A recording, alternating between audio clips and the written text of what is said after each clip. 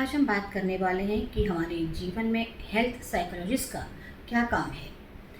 हमारा व्यवहार, हमारी आदतें या हमारा आसपास का वातावरण किस तरह से हमारे सेहत पे इफ़ेक्ट करता है, आज हम इस पर बात करेंगे। हमारी मानसिक जो भी धारणाएं होती हैं, जो है हमारा बिहेवियर है, किस तरीके से हमारे शारीरिक स्वास्थ्य पर इफ़ेक्ट करता है, इसको आज समझते हैं। ये तो हम सभी जानते हैं कि हमारा जो दिमाग और शरीर दोनों एक हैं। अगर किसी तरह से हमें कोई मानसिक रोग होता है, मान लीजिए हम डिप्रेशन में हैं, हम एंजाइटी में हैं, या किसी भी तरह से हम दिमागी रूप से परेशान हैं, तो हमारी शारीरिक परेशानियां भी शुरू होने लगती हैं। उसी तरीके से अगर हम शारीरिक रूप से किस तरीके से परेशान हैं, तो हमारा मानसिक स्वास्थ्य भी पूरी तरह से इफ़ेक्ट करने लगता है। हमने अक्सर देखा है कई बार कि कोई ऐसा व्यक्ति जो लंबे समय से बीमार है, उसका इलाज चल रहा है, ट्रीटमेंट पूरी तरह से प्रॉपर चल रहा है, लेकिन वो किसी न तरीके से किसी दर्द से, किसी मानसिक परेशानी से ग्रस्त हो जाता है, क्योंकि उसे बहुत लंबे टाइम तक उन स्थितियों का सामना करना पड़ता है जो उसके मन के मुताबिक नहीं होती, और वो परेशान रहता है उन स्थितियों से। तो उसको शारीरिक और मानसिक दोनों तरह की परेशानियों का सामना करना पड़ता है। हेल्थ साइकोलॉजिस्ट का काम केवल एंजाइटी, डिप्रेशन या फिर किसी पागलपन की रोग में मदद करना नहीं, बल्कि किसी भी बीमारी में, मान लीजिए कोई पर्सन हार्ट अटैक से निकल के आया हो, या कोई पर्सन एड्स की बीमारी से ग्रसित है, कोई पर्सन डायबिटिक है, और ऐसे बहुत से रोग हैं जो बहुत लंबे समय तक हमें परेशान करते हैं, जिसकी वजह से वो व्यक्ति शारीरिक और मानसिक रूप से परेशान रहने लगता है। तो उन लोगों के अंदर से जो असुरक्षा की भावना है, इनसिक्योरिटी की फीलिंग है, कोई डर है, या साइकोसोमेटिक जो भी सिम्टम्स होते हैं, हेल्थ साइकोलॉजिस्ट उसको दूर करने में उनकी मदद करता है। लंबे समय तक जब हम बीमार रहते हैं तो हमारे अंदर एक नेगेटिव एनर्जी सर्कुलेट होने लगती है, और जो साइकोलॉजिस्ट हैं उनके अंदर एक पॉजिटिव एनर्जी को चैनलाइज करते हैं, जिस वजह से उनकी कोई भी मेडिसिन अगर चल रही हैं या कोई भी ट्रीटमेंट उनका होता है, तो उसको पॉजिटिवली वो इनटेक कर सकते हैं या पॉजिटिवली उसको अडॉप्ट करते हैं। अगर हम नेगेटिवली किसी मेडिसिन्स को ले रहे हैं, या हम बहुत ज़्यादा परेशान होकर किसी ट्रीटमेंट को लेते हैं, तो उसमें जो ट्रीटमेंट का इफ़ेक्ट होता है वो उस लेवल पे नहीं आता जिस लेवल पे हमें नीड है।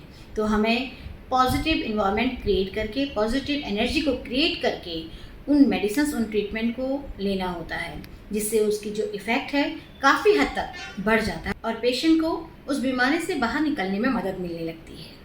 नंबर 2, बहुत सी बीमारियां ऐसी हैं जो हमारे अनहेल्दी लाइफस्टाइल से शुरू होती हैं। जैसे हम प्रॉपर रूटीन में नहीं होते, डिसिप्लिन नहीं होते, या ऐसी बहुत सी बीमारियां हैं जैसे ओबेसिटी है, या कोई नशे की बीमारी, जिसमें हम अपनी वीक विल पावर की वजह से बहुत सारी चीज़ों को इग्नोर कर देते हैं, और हमारा जो रूटीन है वो इम्प्रॉपर हो जाता है, प्रॉपरली हम उसको फॉलो नहीं कर पाते, जिस वजह से हम परेशान रहने लगते हैं।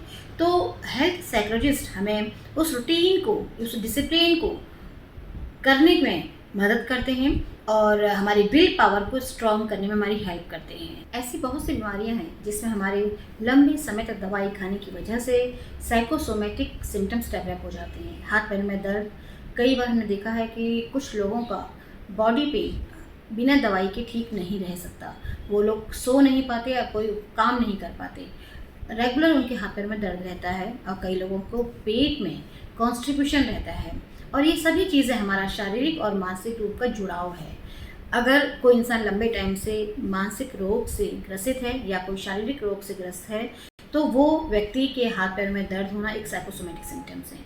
जब हम काउंसलिंग और साइकोथेरेपी करते हैं, तो ये जितने भी बॉडी पेन हैं काफ़ी हद तक ये रिड्यूस हो जाते हैं। अगर हमें लगता है कि हमें इन पेन किलर्स को धीरे धीरे छोड़ना है, तो हमें अपने इस तनाव को, जिससे वो दर्द प्रोसीड हो रहा है, शुरुआत हो रही है उस दर्द की, या जिस तनाव में आप जूझ रहे हैं, हमें उस तनाव को दूर करना ज़्यादा ज़रूरी है। तभी वो साइकोसोमेटिक सिम्टम्स हैं आपके, वो दूर हो सकते हैं। और कई बार मैंने देखा है कि पेशेंट्स दवाइयाँ खाने में हिचकिचाते हैं या दवाइयाँ नहीं खाते।